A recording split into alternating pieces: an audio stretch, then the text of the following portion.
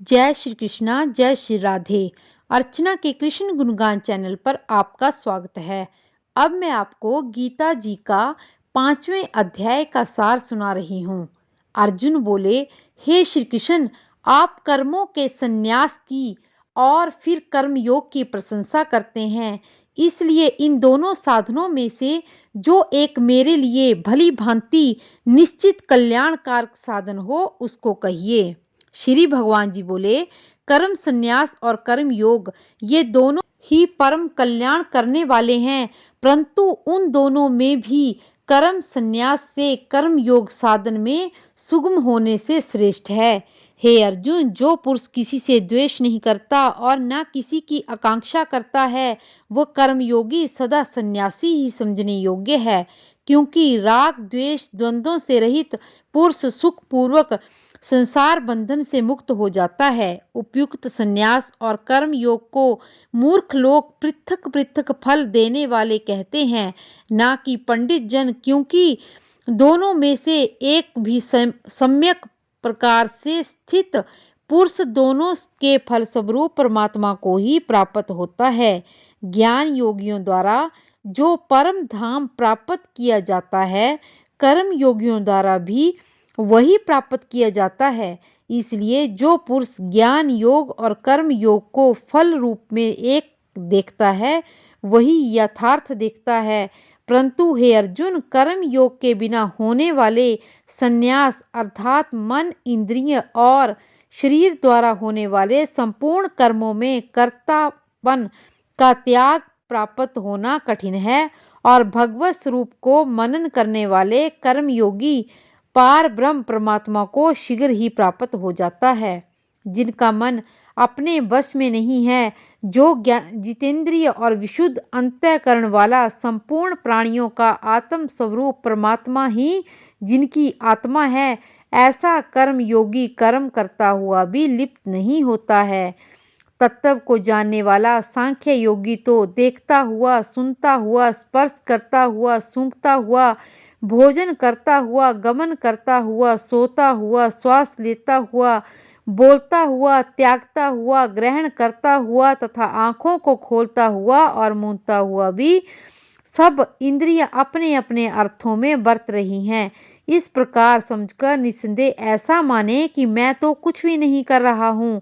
जो पुरुष अपने कर्मों को परमात्मा के अर्पण करके और अशक्ति को त्याग कर कर्म करता है, वो पुरुष जल से कमल के पत्ते की भांति पाप से लिप्त नहीं होता है।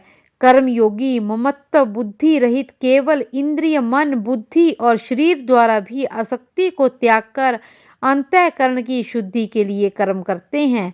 कर्मयोगी कर्मों के फल को त्याग कर भगवत प्राप्ति स्वरूप शांति को प्राप्त कर लेता है और सकाम पुरुष कामना की प्रेरणा से फल में आसक्त होकर बनता है। अंतःकरण जिसके वश में है, ऐसा सांख्य योग का आचरण करने वाला पुरुष न करता हुआ भी और न करवाता हुआ भी नव द्वारों वाले शरीर रूपी घर में सब कर्मों का मन से त्याग कर आनंद पूर्वक सच्चिदानंद परमात्मा के स्वरूप में स्थित रहता है। परमेश्वर के ना तो कर्तापन की, ना तो कर्मों की और ना ही कर्म फल के संयोग की रचना करते हैं, किंतु स्वभाव ही बरत रहा है। सर्वव्यापी परमेश्वर भी न किसी के पाप कर्म को और न किसी के शुभ कर्म को ही ग्रहण करता है, किंतु अज्ञान के द्वारा ज्ञान ढका हुआ है, उसी से सब अज्ञानी पुरुष मोहित हो रहे हैं। परंतु जिनका अज्ञान परमात्मा के तत्व ज्ञान द्वारा नष्ट कर दिया गया है, उनका वह ज्ञान सूर्य के सदृश उस सच्चिदानंदन परमात्मा को प्रकाशित कर रहा है। जिनका मन तरदूप हो रहा है, जिनकी बुद्धि भी तरदूप हो रही है और सच्चिदानंद परमात्मा में जिनकी निरंतर एक ही भाव से स्थिति है, ऐसे तत्परायण पुरुष ज्ञान के द्वारा पाप रहित होकर अपूर्णावृत्ति को अर्थात परम गति को प्राप्त होते हैं। वे ज्ञानी जन विद्या और विनय युक्त ब्राह्मण में तथा गौ, हाथी, कुत्ते और चंडाल में भी समदर्शी होते हैं। जिनका मन समभाव में स्थित है, उनके द्वारा इस जीवित अवस्था में संपूर्ण संसार जीत लिया गया है। क्योंकि सच्चिदानंद परमात्मा निर्दोष और सम है, इससे वे सच्चिदानंद परमात्मा में ही स्थित हैं। जो पुरुष प्रिय को प्राप्त होकर हर्षित नहीं होता और अप्रिय को प्राप्त करके दुखी नहीं होता, वह स्थिर बुद्धि संशय रहित ब्रह्मवेता पुरुष सच्चिदानंद परमात्मा में एक ही भाव होकर नित्य स्थित है। बाहर के विषयों में आसक्ति रहित अंतःकरण वाला साधक आत्मा में स्थित जो ध्यान जनित सात्विक आनंद है, उनको प्राप्त होता है। तदंतर वह सच्चिदानंद परमात्मा के ध्यान स्वरूप में अग्नि भाव में पुरुष अक्षय आनंद का अनुभव करता है। जो ये इंद्रिय तथा विषयों के संयोग से उत्पन्न होने वाले सब भोग हैं, यद्यपि विषय पुरुषों को सुख रूप भासते हैं, तो भी दुख के ही हेतु हैं और आदि अंत वाले तथा अर्थात अनित्य हैं।